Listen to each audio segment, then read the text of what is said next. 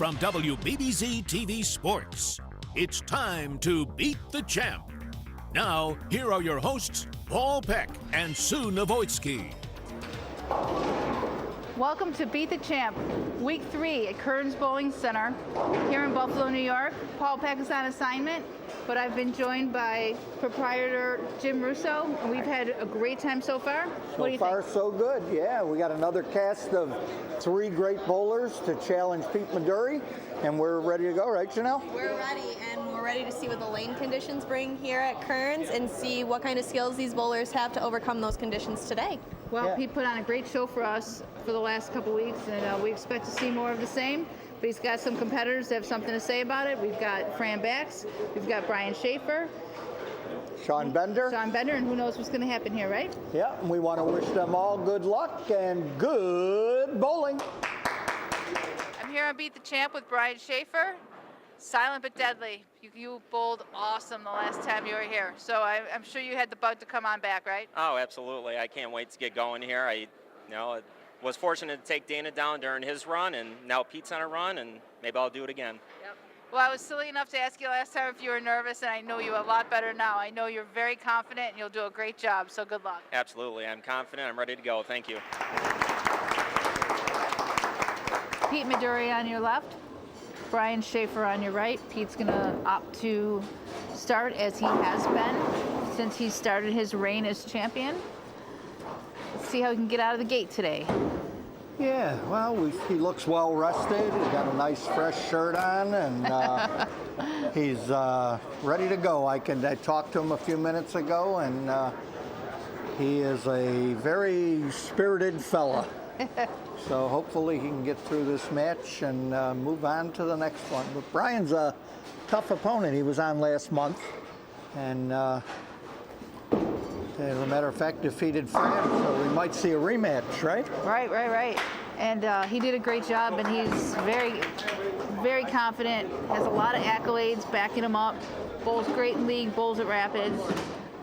Just a very confident young man. Yeah. And went to high school with Liz Johnson, Yep. So some good background pedigree there. Apparently that high school had some good bowling Something vibes. rubbed off, yeah. Maybe they had a good coach. It's nice to have a good high school coach. Well, we've got 2 bowlers with their own little struts and their own confident games, so this is going to be a great match. Yeah. And I've got 2 proprietors here with me, so I'm kind of outnumbered in the proprietor thing. You 2 talk about what you do. What do we do? Yeah, We or what you don't do. If you talk to people, we don't do anything. Not a thing. Yeah, But we're the ones that are tired all the time. we're the ones that get the Yeah. bills. Yeah. You know. We're the guys that they come after when the bills are paid. Absolutely. And we carry all the stress, all the difficulties, all the planning. Yep, that's us. And when things get wrong, we're the ones that get the blame. So Dan, you're the reason for those corner pins. Yep. Yeah, absolutely. Absolutely. So Dan, tell me what's going on here at Kerns. Anything in the near future that we should know about? Well, Kerns has had a pretty good year this year. We've picked up a couple of leagues, including the Buffalo Public High Schools, which we're very glad to have. The thought was that we could get them into a lot of the programs that the Proprietors Association has for them that they were missing out on bowling elsewhere. Right, all those kids are now eligible to take advantage of any of the bowling proprietor perks, like our scholarship tournaments, our awards dinner at the end of the year in June, that they wouldn't be able to take advantage of if they were bowling in a non-proprietor center. And I'm especially enthused about the possibilities of some of them being in the Junior Pepsi Travel League, which I think is one of the better leagues around for youth. I think learned a lot. next week we have Judy Crone who's going to come and tell us a little more about the Pepsi League. Yes, she has been a part of it for the last few years, for sure. I don't think anyone else knows any more about it than she does. Right. It's like a deja vu for me because Whitey Heidenberg, who used to own this center, came up to me while I was league bowling one day here on a Saturday afternoon in an adult junior league and said, hey, I want you to represent Ideal at the time in the Orange Crush League, which was Pepsi's female version. And that was the beginning of my story. Okay. This is where I've come to talk about bowling how many years later in the bowling center where I was asked to represent. Meanwhile, absolutely nothing going out on the lane, nothing going on out on the lanes. These guys Nothing that isn't perfect. just striking. They're perfect through 3 frames. Let's look at the Castellone Chrysler Dodge Jeep Ram scoreboard where Janelle's making a lot of X's. Yeah. She's good at X's, isn't she? She's good at what she does. Let's see if Brian can get himself a ham bone here. That's what I heard. There you go. Quite animated. Coming up with 4 in a row, putting the pressure on Pete. This might be his Well, I most... think he's giving Pete a little bit of his own medicine there. Most pressure Pete's seen so far in his... he's got how many? 4 wins in a row? Yep. And they don't need us. They're making this fun on its own. Yeah, we'll just keep the camera rolling on those guys and watch as they continue a perfect streak here. Well, they have a lot of enthusiasm, that's for sure. Yes. And that's what makes the game. Yeah, this is what makes bowling fun right here. Good competition. There's a shot, and that Dan. dreaded 10 on 10. Dan. That was your My fault, fault, Dan. my fault. We were going along swimmingly until you decided to let that happen. But I feel that I would be amiss if I didn't mention that the bowling center doesn't run without a good staff. That's true. I like to publicly thank Rich Schlager, who's been taking care of my machines lately. He's brought them a long way back. Mark Alexander is moving up to a manager's position, and he's been the statistician of all the scoring throughout this tournament and on a daily basis. We have Will Brown in the kitchen, whose staff is putting out some pretty respectable food, I think. And we have a bartending, we have 4 bartenders that are very good, and they keep things going. They keep customers coming back. So I'd like to say a thank you to all of them. Well, it's always been a fun place, friendly place. You come in here, you're greeted like part of the family, and I always enjoy visiting. Right now, Pete Maduri is not enjoying leaving 10 pins. Left that's one my on lane fault. 10. That is your fault. Left one on 10, and now he's come back and left one on lane 9. Jim's enjoying this because it's not his fault. That's right. Nobody's yelling at me right now. So we'll see what if he can take care of this one and get back on the strike train. Well, we'll be at Manor soon enough. Yeah, that's right. Yeah, I think we're slated for May. Either a May taping for a June show or an April taping for a May show. I'll have to look at my calendar. All right, a little glitch in the armor there for Pete. 2 great shots. This feels like a good time to take a short break. We'll be right back with more action on Beat the Champ. Welcome back to Beat the Champ. Let's get back to the action here on WBBZ-TV. Brian went from being completely in control to a little bit of trouble right now. Exactly. Now, Pete can capitalize on this and go up 30. And that's how fast the momentum of this game changes. And you can't let a competitor like Pete have an opening like this, because chances are he's going to jump all over this.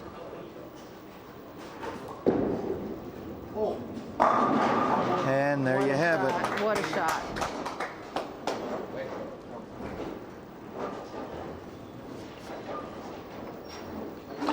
So that puts him up 10. Can make it 20 here with another one.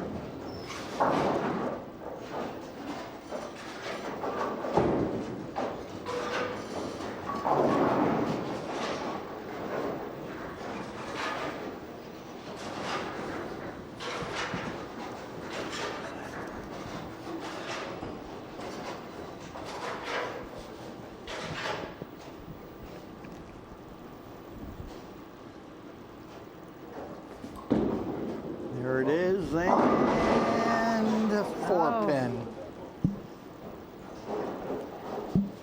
Great shot though, just went behind the 4-pin. It was a little different of a lead than the normal high hit. Yeah, I thought the same thing. It almost appeared like it was going to be light. And we just saw Janelle there in front of the Castellone Chrysler Dodge Jeep Ram scoreboard and see that this match is very, very close. One of our great sponsors just says Dirt Cheap TV is one of our great sponsors. Winner of every month they give away a big screen HD TV. Did you know that? Oh, yes. You should come out and try to qualify. Yeah, I sure should. If they had a TV for the low score, I'd probably get it. There you go.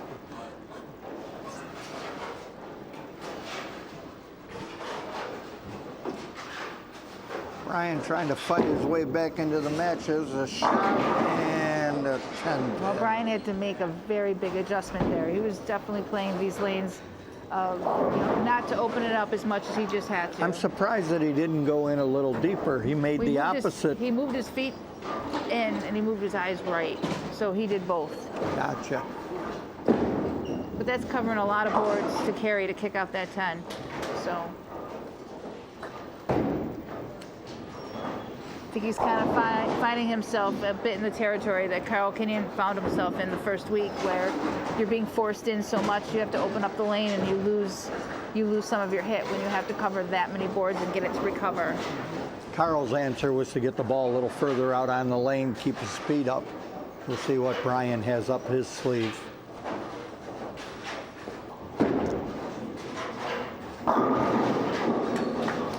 And he flirting with the 4-pin, but he got it out.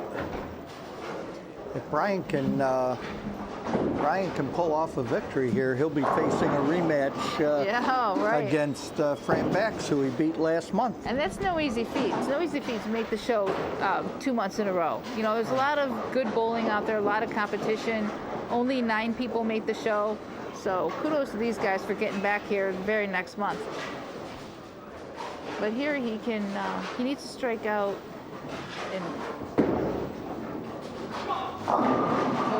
He knew that was important too.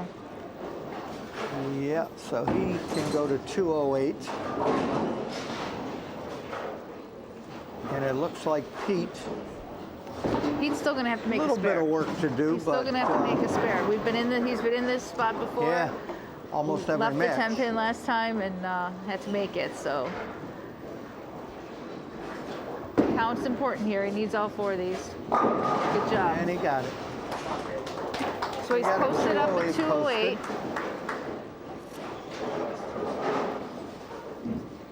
So Pete's got a strike on the first ball or spare the first 2 balls. So Danny, any summer leagues here at Kerns Avenue, or do you close for maintenance during the summer? Or? Well, we try to do it all. We have 2 summer leagues. Evening summer leagues, and we generally close on Sunday, Monday, and Tuesday. That's when I get to do more work. There you go. Different kind of work. It's always a matter of maintenance. Huh? There's always something that can be done. Oh, no question about it. Always work. Big shot for Pete Maduri here. Yeah. There's a shot, and no doubt about it. No having to make the 10-pin this time.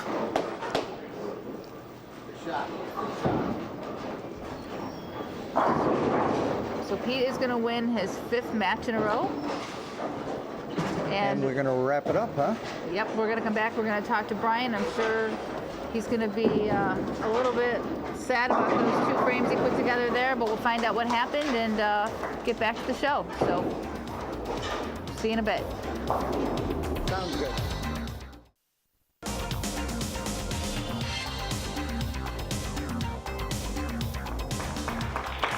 Brian, 234 to 208 was an almost perfect match halfway through. Little hiccup there, 2 frames in a row. Give us a little insight. What happened? Yeah, on 10 on that first split after I shot the front 5, I thought I threw the ball great. I was actually really surprised that it came up high. The very next frame, I left the same exact split, thinking I threw another really good shot. 9 played different than 10. I realized after I threw both, I tend to dip my shoulder at times, and the ball will check up quicker. And it didn't get down the lane like it was the first 5 frames. Yeah, 10 frames is a lot of frames when, you're going through a game of bowling, and a lot can change. The momentum can change in a hurry, can it? Yeah, it can change really, really fast, and momentum's a huge thing that you have in any sport. When I came back to lane 10, I thought I made another great shot, left a 10 pin, but I corrected what I had done the previous 2 shots. So. And Pete just fed off of it. But yep. Dan's got a little money here to make you feel better. Great. Alrighty. Thank you so much for being here. Yeah, thank you very much. I appreciate it. All right. Well, we'll be back for the next match. Pete Maduri is taking on Fran Bax. Stay tuned. Thank you. Thanks.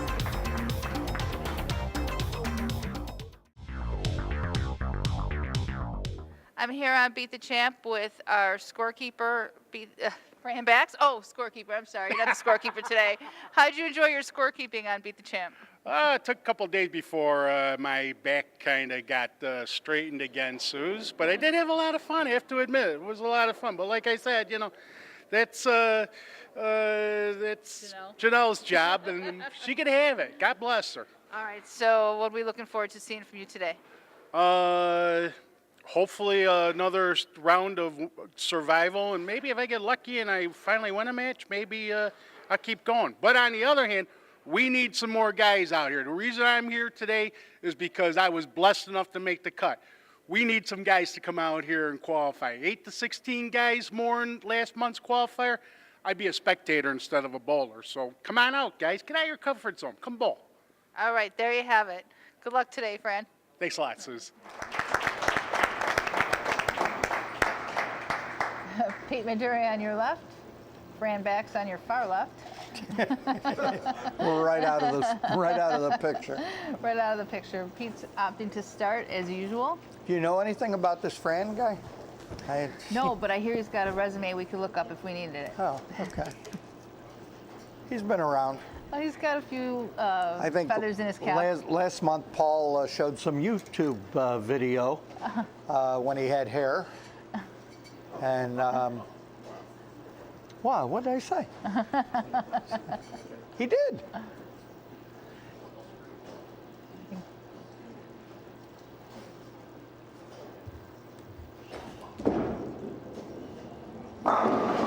Perfect shot. And Pete opened with a strike. No respect for those veterans. Pete's got a couple of coaches back here who he's doing a good job of ignoring, by the way. He's just going back to doing whatever he wants. I think we won Fran over when we made him scorekeep last week for the high school match. Yeah. Not so much now. We've seen a few variations of this split. Well, this again is makeable. It is. Fran's game, we both know, is he definitely has always curved the ball a lot. Right. And this lane condition is touchy for that. So it's going to have to be really perfect on this.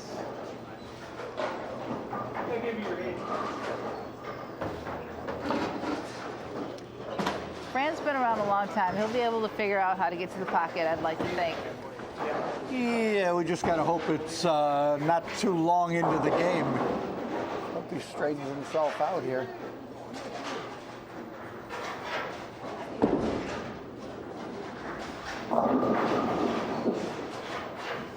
And we've got the 2-8 double wood, and again, difficult spare because of the way he hooks this ball. It is, yeah, definitely. And he's going to go straight at it.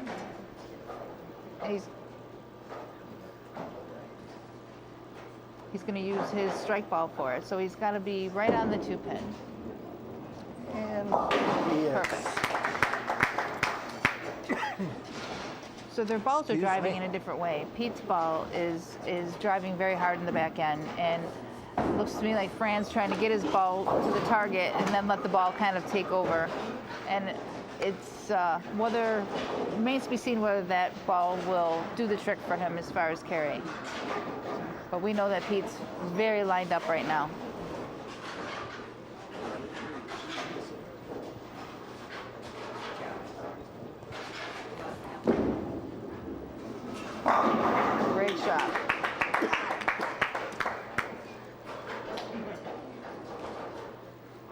he's looking to throw it over fourth arrow, but yet he's still keeping it kind of straight. He's not making any big wide bends. He's not throwing it way to the right. Just using his ball speed. Definitely using that speed to his advantage. And that's one thing we see a big variation here between the two of them is ball speed. Right. And that was the same thing that happened to Fran last month, is his ball speed Right. needed to be up a little bit. It wasn't.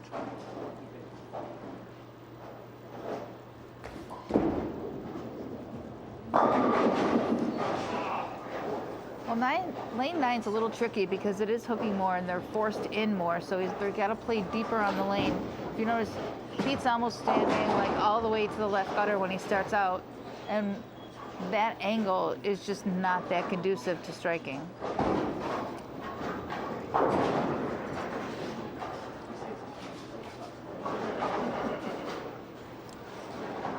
Little advertising for his ball company there, huh? A little bit.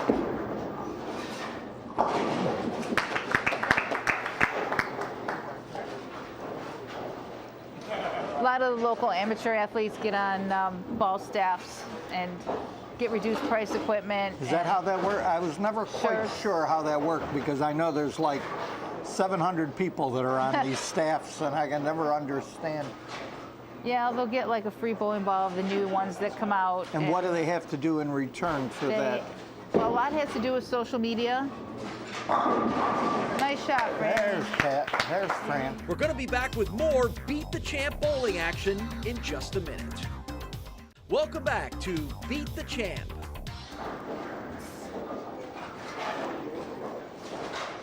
So Fran is really going to have to get back on it and put some strikes together.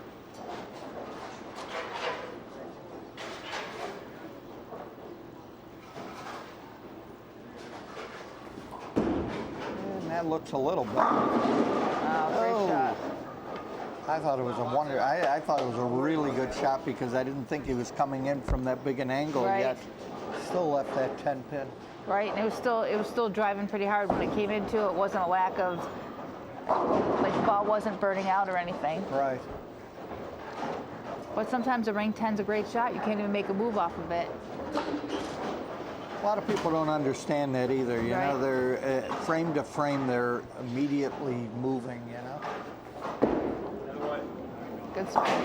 complicate their game by over-analyzing. You know. Yeah, and sometimes, you know, a bad shot can be subtle. It doesn't have to be, I fell off my feet and the ball fell off my hand and I missed my target by 10 boards.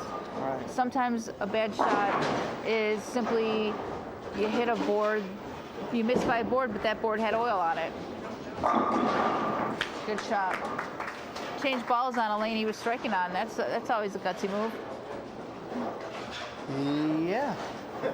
That's one of the things that when you're struggling, you don't change what's working on the lane that it's working on. But worked for him. Yeah. Desperate I'll tell you, times come for I have a desperate. dirty little secret. I'm not the caliber of bowlers of any of these guys. But I pull one ball out of my bag and I stick with it the entire night, only because I'm fearful of what's going to happen. You know, I don't want to go from the pan into the fire. You know what I'm saying? Yeah, well, that's where having Yep. too many bowling balls can get to be Right. confusing. And you have to have confidence in your game too. You know. And you have to know your equipment. I mean, when I bowled doubles with Michelle Sterner, she knew my equipment better than I did. We practiced enough together that she would actually, if I was second guessing a ball change, she knew what my equipment did. And that was very, very helpful to have a doubles partner like that. It's helpful to have a coach. That's another thing that I don't see. You know, in every sport, there's coaches. And yet, in bowling, there's no value to having a coach, even at the adult level, you know? And everybody needs to tweak their game, fine-tune their game, you know, be schooled on equipment. And we Right. talked a little bit about this last week, that your pro shop guy is the closest thing you have to a coach. To a coach, yeah. Because they're going to help you with the changing bowling balls at the very least, and they understand your game. Right. Pete has two coaches back here, neither of whom are helping him very much. But you know, it's.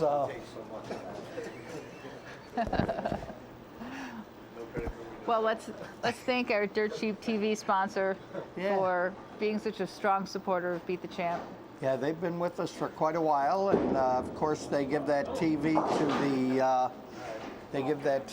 the high qualifier every month. And you don't have to make the TV show to get the TV. Right. All you have to do is be the high qualifier, and they give you that beautiful TV. So Dana Vojtovic, who we saw so much of over the last couple months, had that great run at Mancuso's and really showed us what two-handers are really capable of. Although he did not make the show this month, he did get the TV. Exactly.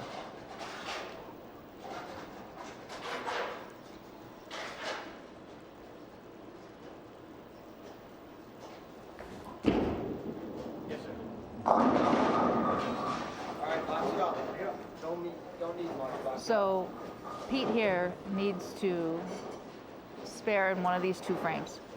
So Just needs to mark. Huh? So the best thing for him to do here is to spare and then get out a different bowling ball and give it something else to try, because he's kind of lost his look with this bowling ball. Right, and even though he's not scoring well, he's still bowling fairly well. He's just not having difficulty finding what he needs to find. It's pushed him in a little bit, and it's changed how the ball's reading the lane. So he wants to get that spare out of the way first.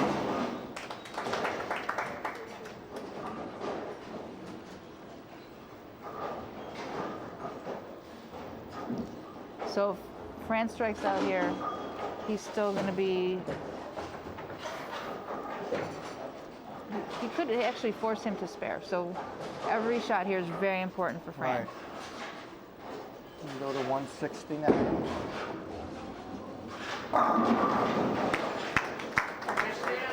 Great. You said 9.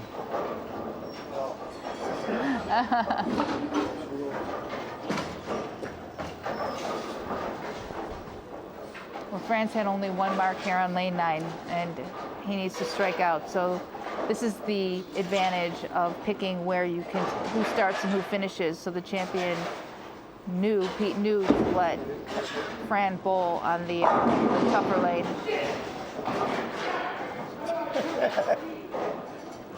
All the begging in the world is isn't not going going to to help help you it. there, Fran.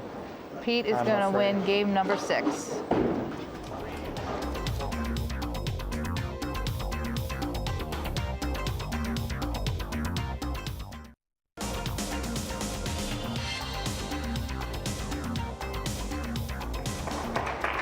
Well, Fran, we enjoyed having you back on the show again.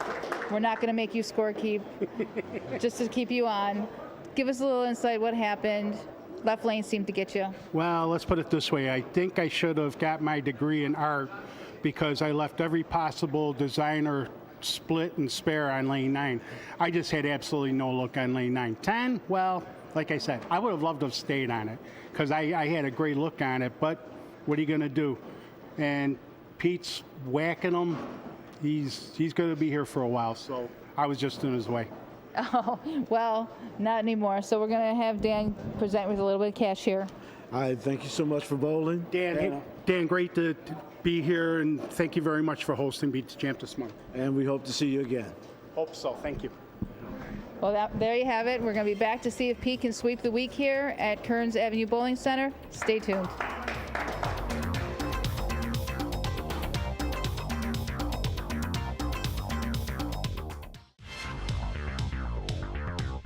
Hi, I'm here on Beat the Champ with Shawn Bender. Not a regular on the show, but not a rookie either. So, you happy to be back? Tell us what brought you here. I decided I'd give it a shot this month. Haven't come out the last few months, and here I am. Just hope for some redemption this time. Haven't had success on TV yet. But the last time you tried out, you made the show, right? Yes, correct. At Tonawanda. All right, and that's no easy feat, so you should have some confidence in yourself and carry it forward. Yep. Just hope to get out there and make some shots today. All right, well, good luck. Thank you. Pete Maduri on your left, Shawn Bender on your right. I expect to see Pete start this match as usual. think there's a method to his madness because that left lane hooks a little bit more and he's forcing his opponent to finish on that lane. So part of the strategy of being the champ.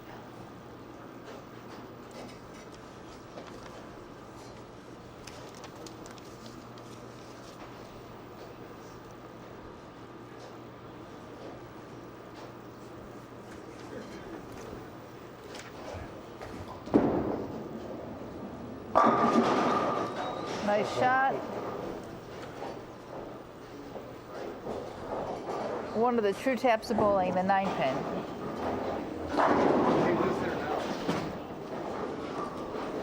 That ball kept driving.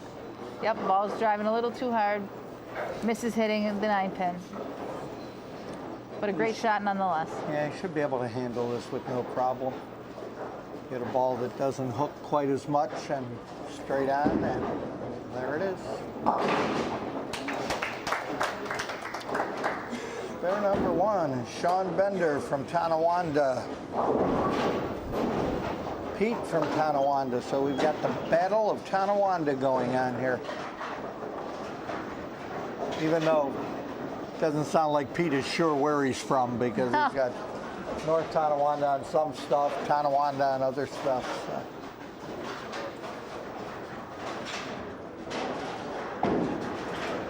Well, he's in the process of buying a home with his Beat the Champ winnings. So. That's right, yeah.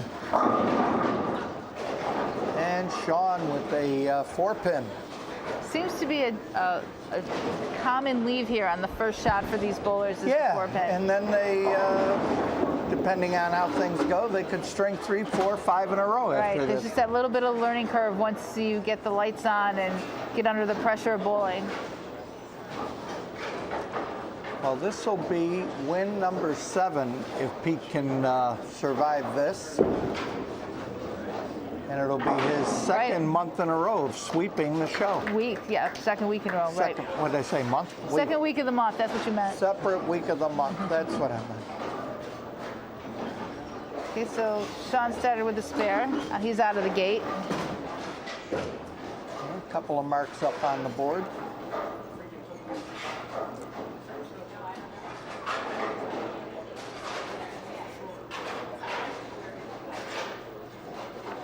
And our buddy Paul Peck is away on assignment, in case you're wondering why you have to put up with me.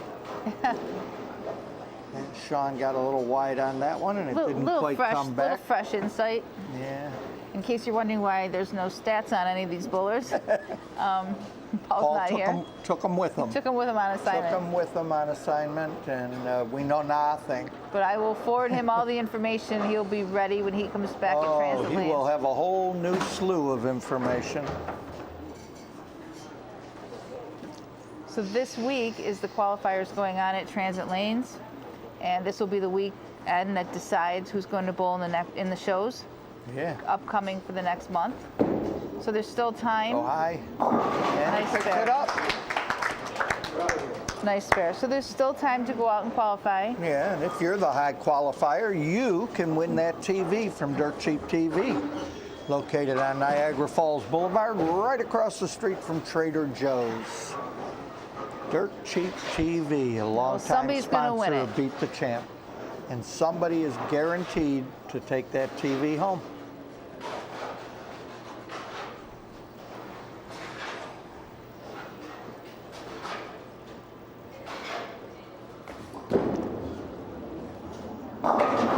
Nice shot. The action will continue on Beat the Champ in just a minute. Welcome back to Beat the Champ.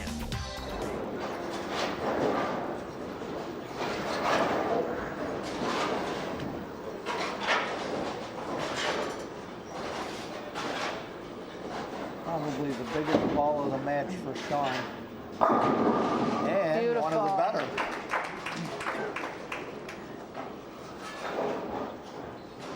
There has to be some justification for him there to go and strike on that lane because that has been a very difficult lane all day. Not only for Shawn, but for all of our Right.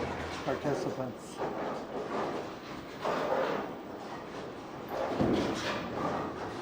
Go out to 187.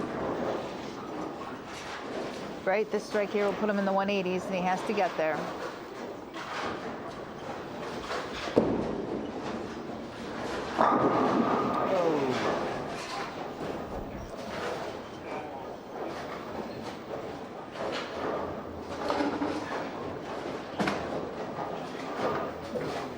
Shawn's going to finish with a 176 if he makes his spare, which is going to make Pete have to get about 6 or 7 pins total on this frame. So it's looking good for Pete. Just got to keep the ball in the lane in order to win his second consecutive show. So Shawn with the 176.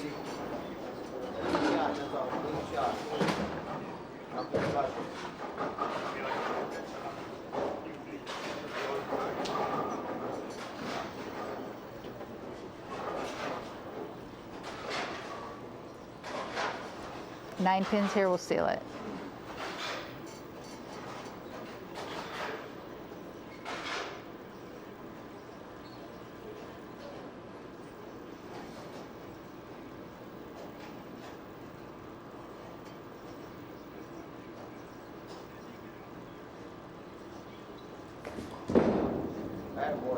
Oh my goodness. Okay. For a tie. 2 pins will be a tie. He needs 2 pins to tie it, and then we'll have to go to our tiebreaker.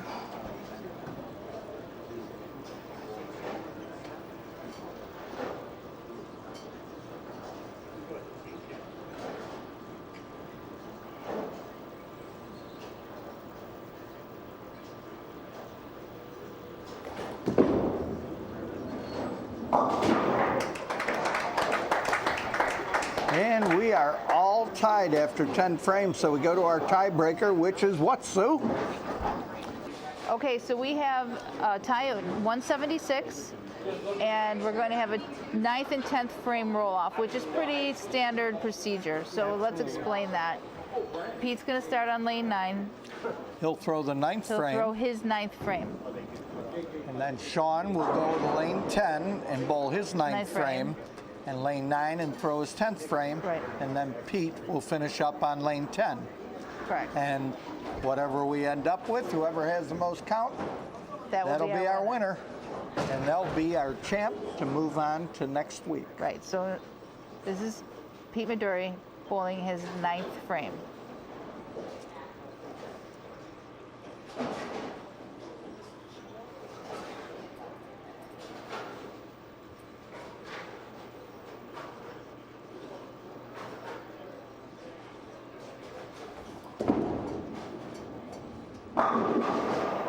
And the 10 pin on lane 9 this time. Yep. At this point, 50 is the highest Pete can score.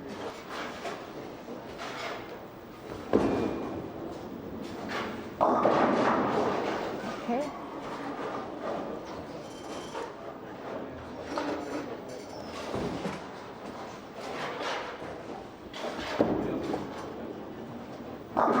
And that was Nice big. job.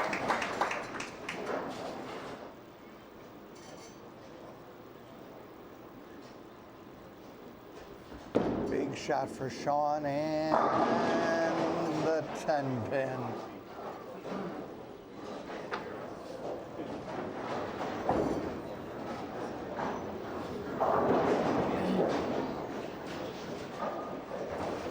Big spare here, though. And he got it. Got a strike. Got a strike. There's no other way to sugarcoat this. He's got a strike. And he knows it.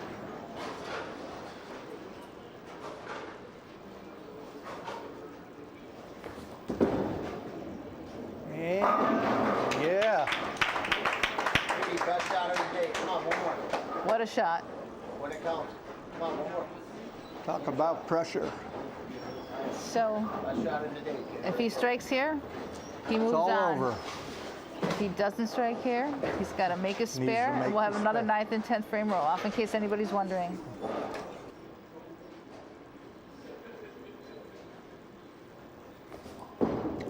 Read.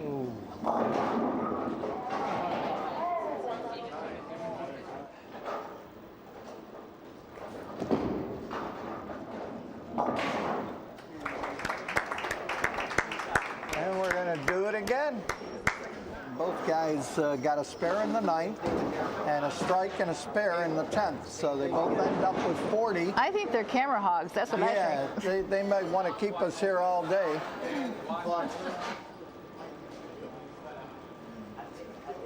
And there's Shawn's shot. That's coming back. And he's got himself the strike. And now Pete will go up on lane 10 for his 9th frame. And then his 10th frame. 10th frame, he'll finish on lane 9.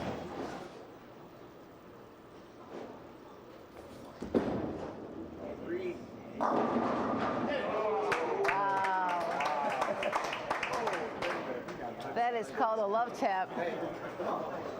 All right. It's like nothing is guaranteed inside where the area these guys are playing. They are so deep on the lane, covering so many boards. Quite something.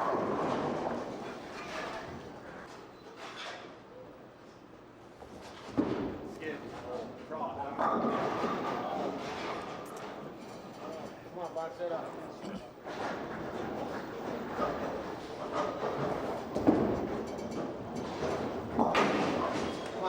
Okay, now it's important here that he gets as many pins as possible. Because it may come down to a fill ball.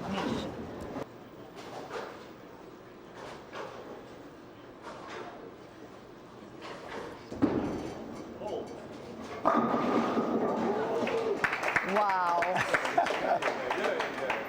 And that ball drove right through, leaving the 9 pin, but then miraculously, what a great shot that was. That was a great shot because the tendency to overcompensate after you pinch one is there, and he didn't. He stayed with his original shot and just threw it perfect.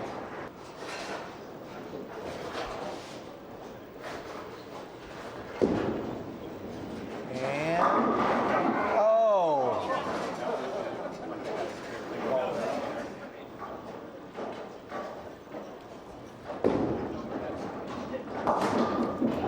And he needs a strike. He needs a strike. And that is not to his advantage. No, that's a ring 10 rack.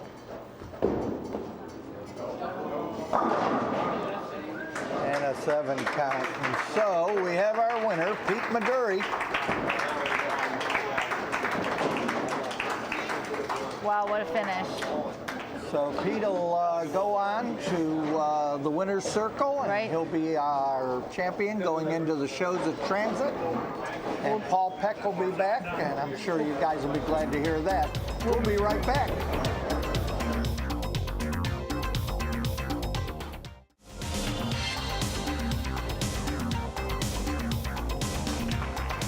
Well, 40 to 37 isn't going to make a lot of sense to anybody, but two frame row-offs. What happened to you there? What did you think about the flip-flop and the strategy to moving you? I liked the roll-off. It kind of intensified the match a little after a not great match, 176 tie, but thought I had that 10 pin, the first shot to close it out, but no luck. Did it matter to you one lane to the other? No, I think either way I was playing them the same, and just they were the same for me. Okay, well, it was a great show, and the first time we've ever had that happen, so congratulations for that. Dan's going to give you some money. You gallant warrior, thank you so much for bowling. Thank you. We're going to go over to Jim now with Pete. All right, and I have the victor here, Pete Maduri, and Pete, second week in a row that you've swept. What do you attribute that to besides the pure luck of those 9th and 10th roll-offs that you made us endure? I would say the pure luck is what I would attribute it to. Yeah, just not throwing it real great, but hopefully there's another week I can practice, get things together, and make a run at Transit, I guess, next month. We're going to give you 2 weeks off now because we're going to do a kids show next week. Okay. And then we'll go back to Transit and we'll see if you can defend your title. How's that sound? Sounds like the kids could probably beat me. We'll see what they got, but we'll try to get everything together. Shawn's a great bowler, and I was an honor bowling against him. We were in high school together. He was in 7th grade. I was in 12th. So I kind of took him under the wing, brought him up, and he almost kicked my butt. So there it is. All right, and that's it from us here at Kerns Avenue, and we're going to see you next week on Beat the Champ.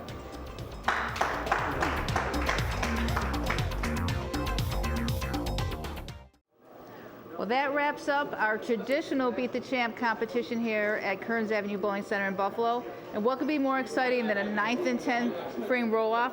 Twice. So we had a lot to talk about with that. Pete endured, became our winner. What did you think of subbing in for us for this? I loved it. What's better than spending time with you two? You know, I mean, what guy wouldn't want to do that? Always says the right thing. And Janelle, was that our first 9th and 10th frame roll-off? That was our first tiebreaker, and that just goes to show you never know what's going to happen. It just came down to the two of them like that. Wow. And next week we have an exciting show of youth bowling, and it's going to be a lot of fun, so we hope you come and join us here at Beat the Champ.